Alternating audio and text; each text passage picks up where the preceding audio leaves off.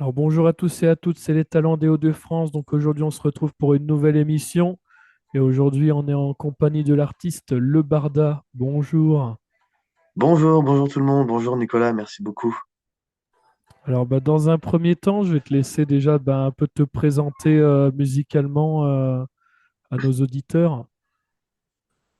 Me présenter musicalement, alors moi j'ai 30 ans là et donc il y a 15 ans, quand j'avais 15 ans, j'ai commencé à jouer de la guitare dans le RER A de Paris aux heures de pointe parce que j'allais à mon lycée en fait tout simplement et j'avais commencé la guitare. Je m'étais mis le challenge de jouer dans le métro, dans le train. Voilà, donc j'ai commencé là et en fait ça a été vraiment le début. Je pensais pas que j'en ferais mon métier plus tard, mais oui. Ça m'a donc amené à voyager beaucoup, comme en Australie, en Andalousie, et à faire des petits boulots et à toujours faire le complément de jouer dans la rue. Donc de la guitare, puis ensuite j'ai rajouté l'harmonica, puis un tambourin au pied, puis à kicker sur ma guitare, donc une sorte de grosse caisse supplémentaire. Et enfin avec du chant qui est apparu même encore bien plus tard. Voilà, donc j'ai commencé à jouer dans la rue et à même en devenir professionnel de ça, enfin, du moins à en faire à plein temps. C'est-à-dire, après, j'ai acheté un van et j'ai bourlingué sur les routes de France d'Europe et dans quelques autres pays du monde aussi pour aller juste jouer dans la rue et vendre mes CD avec ampli et faire des petites foules. C'était vraiment super. Et donc à côté de ça, j'enregistrais aussi mes albums qui sont autoproduits. Là, aujourd'hui, je suis sur le point de sortir mon huitième album. Voilà, c'est un résumé. D'accord. Quelles sont justement tes influences musicales à travers tes projets?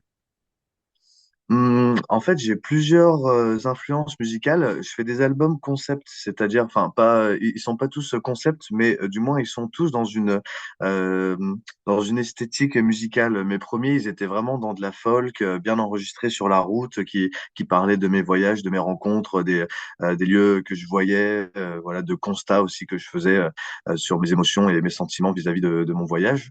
Euh, Ça, c'est pour mon premier album Journal et Troubadour, enfin les premiers imprimés que j'ai vendus dans la rue. Et, euh, et après, j'ai fait un autre album qui s'appelle Colors of Paradise. Là, ça va piocher vraiment dans différentes inspirations. Je pourrais pas vraiment dire qui. Il y a eu un peu de reggae, un peu de rock psychédélique. C'est un album qui mélange plein de styles, mais qui garde un fil conducteur de couleurs paradisiaques. Un peu, voilà, chaque morceau a son ambiance de paradis. C'est un album super pour laisser tourner chez soi ou dans sa voiture et qui va juste mettre de la couleur. Dans l'ambiance un peu, si je puis dire. Je suis parti sur toute autre chose avec un autre album, Punch and Badass Volume 1. Ça, c'est un album qui mêle de la country, du blues, mais un peu crado. Moi, il y a un artiste que j'aime beaucoup, c'est Hank Williams III, le petit-fils de Hank Williams, un petit cowboy, enfin, un grand cowboy. Enfin, c'est pas vraiment en fait un cowboy, mais c'est un roi de la country, quoi. Hank Williams. Et il y a dans cet album-là, Punch and Badass Volume 1 que j'ai fait, il y a d'autres inspirations comme Johnny Montreuil, Larkin Poe, qui est un groupe des États-Unis, et Johnny Montreuil qui est un groupe de Montreuil. Voilà, c'est plutôt dans une ambiance western badass. Parce que, donc western comme les films, avec vraiment cet univers de Far West, avec toute une histoire dedans. Et badass parce que c'est des personnages qu'il faut pas faire chier, quoi, qui ont vraiment une sorte de charisme, voilà, dans lequel je me reconnais pas forcément hein, dans tous les personnages que j'ai donc inventés pour l'histoire de cet album, de Punch and Badass Volume 1. Voilà, ça c'est pour cet album-là. Et on a eu encore un juste après où je suis revenu à la folk, chanson française celtique, avec un album qui s'appelle Ode au vent, où vraiment là je livrais beaucoup d'émotions, où je suis parce que j'ai traversé une période de flou un peu dans mon voyage et dans ma vie, une sorte c'est pas une dépression, c'est pas un burn-out, mais c'est un coup de mou quoi de la vie. Du coup, ça m'a beaucoup inspiré à faire plein de paroles autant sombres que lumineuses en fait. Voilà, donc c'est un autre album. Donc tu vois, ils sont tous vraiment par style, par ambiance, par genre quoi. Voilà. D'accord. Et donc là, tu viens aussi nous parler d'un nouveau projet. Donc j'ai vu qu'il sortait fin février. Est-ce que tu peux nous en parler un petit peu justement? Et oui, avec grand plaisir. Ça, c'est vrai que c'est mon actualité du moment. C'est Comme je vous ai parlé de Punch and Badass Volume 1, cet album Western Badass que j'ai fait, euh, dans ma tête, c'est une histoire et c'est une histoire qui n'était pas finie. Et j'ai envie de faire 3 volumes de cette histoire, comme une BD qui se lit, enfin qui s'écoute, bah, du coup, avec chaque morceau qui est une partie du tableau. Donc Punch and Badass 1, il y a 6 morceaux et il y a déjà quelques morceaux qui sont écoutables sur Internet. Et enfin, tout cet album, il est sur Internet. Et là, je suis donc dans le projet, enfin dans la fin de projet en fait, de faire le Punch and Badass volume 2 qui s'appelle Clash. Voilà, c'est la suite de Punch and Badass, donc c'est toujours avec cette ambiance de Far West, des instruments comme des dobro, des mandolines, des washboards, bien sûr ma guitare à plat que je joue à plat. Voilà, c'est ma technique de guitare, mais bien sûr de l'harmonica, des flûtes amérindiennes, tout ce pan d'instruments qui va plonger dans le Far West. Et donc, c'est la suite de cette histoire. Et voilà, je travaille d'arrache-pied sur tout cet album qui est tout enregistré. Il y a 2 singles qui sont sortis. Et l'album sort donc aujourd'hui, le 6 février. Il sortira dans 15 jours, le 21 février. D'accord, très bien. Et quelle a été justement votre façon de composer dans cet album? Bah, cet album-là, je me suis donc isolé dans ma chambre. Je suis retourné dans ma chambre d'ado chez mon père à Auvers-sur-Oise, vers Paris. Et je suis resté là un mois et j'ai essayé de composer. Enfin, j'ai composé et j'ai réussi à faire 8 morceaux pour ce prochain album. Et donc, je travaillais beaucoup la nuit. Ça, moi, je suis toujours plus inspiré la nuit. J'ai plus d'énergie. J'ai pas de mal à me coucher à 6 7 heures du matin quand j'ai de l'inspiration. Voilà, donc là, dans ces moments de vie que je cadre, je suis complètement en décalé et ça me permet de m'immerger bien dans ma bulle, bien dans l'histoire, de chercher des riffs, de revenir dans toutes les notes audio que j'ai faites quand je trouvais quelque chose à des moments, voilà, et de les arranger. Ça, c'est la partie que je préfère en fait dans mon métier, c'est de vraiment faire de la musique en fait, c'est de me mettre sur l'ordinateur avec mon micro et d'enregistrer mes maquettes, voilà, d'inventer, de développer des parties, de me creuser la tête, de sécher, de reprendre le lendemain, de trouver quelque chose d'autre, de remodifier, de rajouter des chœurs, de rajouter des instruments, tout un par un. Voilà, j'ai 20 instruments dans ma chambre qui tournent, même plus que ça en fait dans la maison, mais voilà, j'adore mettre des textures et vraiment créer des univers sonores et des ambiances. Bien sûr, je fais les paroles aussi, en fait, à côté.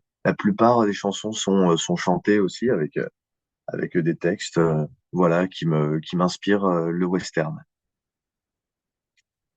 Mm. D'accord. Est-ce que votre musique sert aussi à transmettre des messages ou pas? La musique, ouais, j'ai toujours des messages un peu cachés, même dans Punch and Badass, qui se veut être toute une histoire avec des personnages maudits, avec des renégats, avec des chefs indiens, avec toute cette ambiance. Euh, Ça pourrait juste raconter des histoires de cow-boys ou du Far West, mais j'aime quand même toujours mettre des messages de bonté dedans, des, des, comment dire, des leçons de vie. Après, j'essaie de pas en faire des caisses parce que je veux pas que je sois tombé dans le gnangnan parce qu'après, bah, ce serait plus badass. Mais j'essaie toujours de faire en sorte que les personnages, ils apprennent de leurs erreurs, ils se remettent en question, ils se rendent compte qu'ils ont eu un mauvais passé et qu'ils ont des valeurs en fait qui naissent à partir de ça. Comme par exemple combattre ces vieux démons, de pas se laisser abattre et se pas laisser juste encrouter dans ce qu'on croit être et de vouloir, enfin, de savoir voir ça en soi et de le travailler et de se dire, bah, je vais pas me tourner les pouces si je veux que le monde devienne meilleur, ça commence en devenant meilleur moi. Voilà, D'accord. par exemple. Mm. Et s'il y aurait un morceau de cet album à mettre en avant, on choisirait lequel du coup pour cet nouvel album? Pour ce nouvel album, bah, c'est difficile. Les 8 morceaux, c'est mes bébés et je les aime tous. Ils ont tous quelque chose de spécifique. Mais pour aller dans le sens de ce que je viens de dire avec le message, j'ai ce morceau qui était le premier single, qui est déjà sorti et que vous pouvez en fait écouter d'ores et déjà, chers auditeurs. Il s'appelle Fight Your Old Self. Fight Your Old Self, c'est combat l'ancienne version de toi. Voilà. C'est ça, ce serait le morceau que vous pourriez peut-être écouter pour commencer, qui est beaucoup plus rock, qui a peut-être un peu moins une ambiance western. Pour une ambiance plus western, je vous conseillerais Jack Fire, qui est la première piste de l'album qui sortira le 21 février. Et ce morceau-là, bah, peut-être que tu pourras même le passer sur ta radio en avant-première, ce sera avec plaisir. Jack Fire, c'est là on a vraiment tous les instruments du western que j'ai mis dedans et, ça parle du méchant de l'histoire, le roi des voyous qui s'appelle Jack Fire. D'accord. Alors, quels sont justement les futurs projets du coup après la sortie de cet album? Tu vas refaire un peu de tournée ou tourner des clips, Ouais, etc.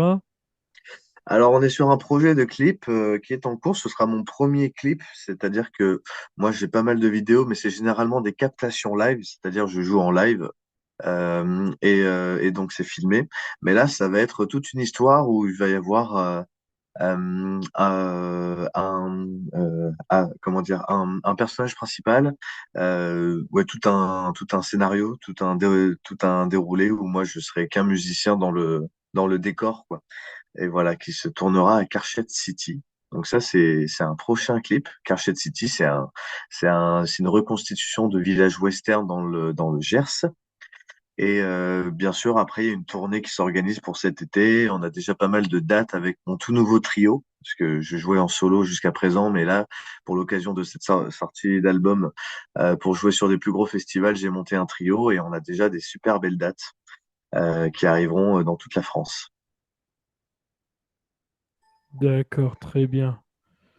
Voilà, ben moi en tout cas, je pense qu'on a fait un peu le tour sur le projet.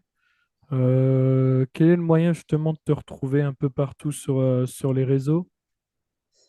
Pour me trouver sur les réseaux, il faut chercher Le Barda. Donc sur Instagram, c'est Le Barda Music en anglais, music. Sur Facebook, donc également. Sur YouTube, ce sera Le Barda. Et sur Spotify, Le Barda, pareil, voilà. Le plus loin, Barda, Barda. Et ce sera avec plaisir de vous présenter tout mon contenu sur toutes ces plateformes. Très bien. Ben, en tout cas, je te remercie d'avoir ben, envoyé une candidature hein, du coup pour participer à notre projet. Et Écoute, c'est puis avec grand plaisir. J'aime beaucoup votre projet. voilà. Et puis en tout cas, je Mm. souhaite une très bonne soirée à tous nos auditeurs, auditrices de ce soir. Et puis Mm. bonne continuation à toi. Merci beaucoup et à très bientôt. Merci Nicolas et merci à tous les auditeurs et auditrices.